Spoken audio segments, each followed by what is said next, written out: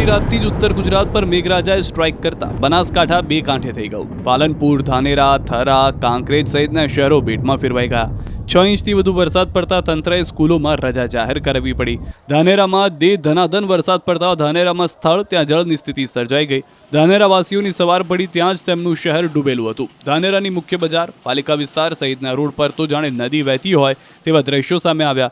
Road પર 3 થી 4 ફૂટ પાણી ભરાતા જળ કરફ્યુ જેવી હાલત થઈ ગઈ. રોડ એટલા પાણી ભરાઈ ગયા કે અનેક વાહનો બંધ પડ્યા. બજારોમાં ઘૂંટણસમાં પાણી ભરાતા વેપારીઓ દુકાનો ખોલી શક્યા ન હતા. સવારમાં નોકરી ધંધે જતા લોકો અટવાયા. હવે આ દ્રશ્યો જુઓ. ધાનેરાના વેપારીઓને રાતા પાણી રડવાનો વારો આવ્યો.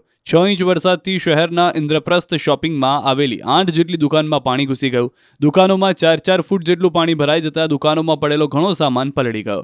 શોપિંગ કોમ્પ્લેક્સમાં MRI અને એક્સરે મશીનમાં પણ પાણી ઘૂસી જતા દર્દીઓને પણ હેરાન થવું પડ્યું.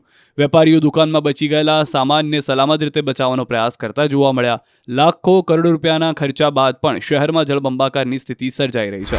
ધાનેરાના રસ્તાઓ અને દુકાનો જ નહીં પણ સરકારી કચેરી પણ પાણીમાં ડૂબી ગઈ. રાતથી પડેલા વરસાદને કારણે ધાનેરાની જનસેવા કેન્દ્ર, તાલુકા પંચાયત અને મામલતદાર કચેરીના ગ્રાઉન્ડમાં પાણી ભરાઈ ગયા. ઘૂંટણસમાં પાણી ભરાઈ જતા કચેરીની અંદર જવું પણ મુશ્કેલ બન્યું, જેથી કામ ધંધે આવતા લોકો અટવાયા. ચારે તરફ પાણી ફરી વળતા હાલ બેહાલ થઈ ગયા.